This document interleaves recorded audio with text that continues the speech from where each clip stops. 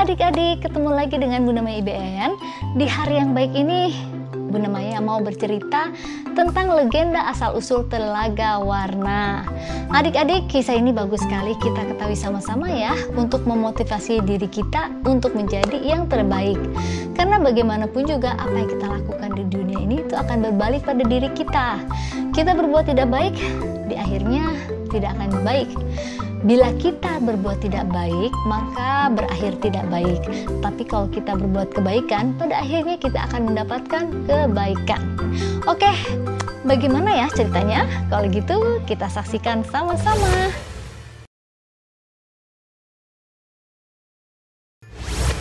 Pada zaman dahulu, ada sebuah kerajaan di Jawa Barat bernama Kutatangehan. Kutatangehan merupakan kerajaan yang makmur dan damai.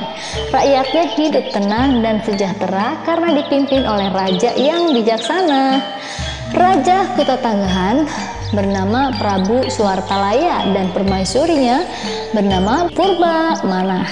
Raja dan ratu sangat bijaksana sehingga kerajaan yang dipimpin makmur dan tentram. Semua sangat menyenangkan, tapi sayangnya Prabu dan istrinya belum memiliki anak, membuat pasangan kerajaan sangat sedih. Nasihat Prabu menyarankan agar mereka mengangkat anak, namun Prabu dan ratu tidak setuju. "Buat kami anak kandung adalah lebih baik daripada anak angkat," sahut sang raja. Ratu sering murung dan menangis. Prabu pun ikut sedih melihat istrinya.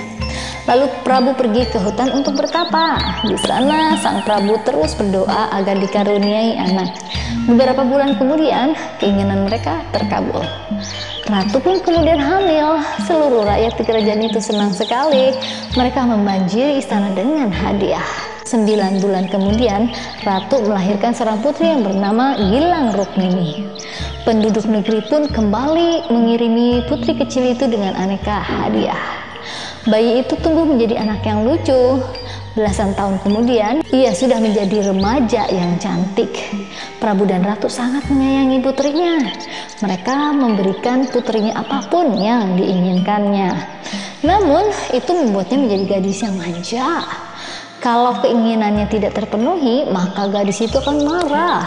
Dia bahkan sering berkata kasar. Walaupun begitu, orang tua dan rakyat di kerajaan itu tetap mencintainya. Wah, dalam beberapa hari lagi putri akan berusia 17 tahun. Maka para penduduk di negeri itu pergi ke istana. Mereka membawa aneka hadiah yang sangat indah. Prabu mengumpulkan hadiah-hadiah yang sangat banyak lalu menyimpannya di dalam ruangan istana. Sewaktu-waktu dia bisa menggunakan untuk kepentingan rakyat. Prabu hanya mengambil sedikit emas dan permata dan dia membawanya ke ahli perhiasan. "Tolong buatkan kalung yang sangat indah untuk putriku," kata Prabu. "Dengan senang hati yang mulia," sahut ahli perhiasan. Ia lalu bekerja sebaik mungkin dengan penuh hati. Dia ingin menciptakan kalung yang paling indah di dunia karena dia sangat menyayangi putri. Hari ulang tahun pun tiba. Penduduk negeri berkumpul di alun-alun istana. Dan ketika Prabu dan Ratu datang, orang menyambutnya dengan gembira. Sambutan hangat makin terdengar. Putri yang cantik jelita muncul di hadapan semua orang. Semua orang mengagumi kecantikannya. Prabu lalu bangkit dari kursinya dan kalung yang indah sudah dipegangnya. "Putriku tercinta, hari ini aku akan berikan kalung untukmu. Kalung ini pemberian orang-orang dari penjuru negeri. Mereka sangat mencintaimu. Mereka mempersembahkan hadiah ini karena mereka gembira melihatmu tumbuh jadi dewasa. Pakailah kalung ini, nak," kata Prabu. Putri pun menerima kalung itu. Lalu dia melihat kalung itu sekilas. "Ah, aku nggak mau memakainya. Kalung ini jelek," seru putri. Kemudian dia melempar kalung itu. Kalung yang indah pun rusak. Emas dan permatanya tersebar di lantai. Hal itu sungguh mengejutkan. Tidak seorang pun yang menyangka bahwa putri akan berbuat seperti itu. Tidak ada seorang pun bicara. Suasana hening. Tiba-tiba meledaklah tangis Prabu Purbamana. Dia sangat sedih melihat kelakuan putrinya. Akhirnya semua pun meneteskan air mata hingga istana pun basah oleh air mata mereka. Mereka pun terus menangis hingga air mata mereka membanjiri istana.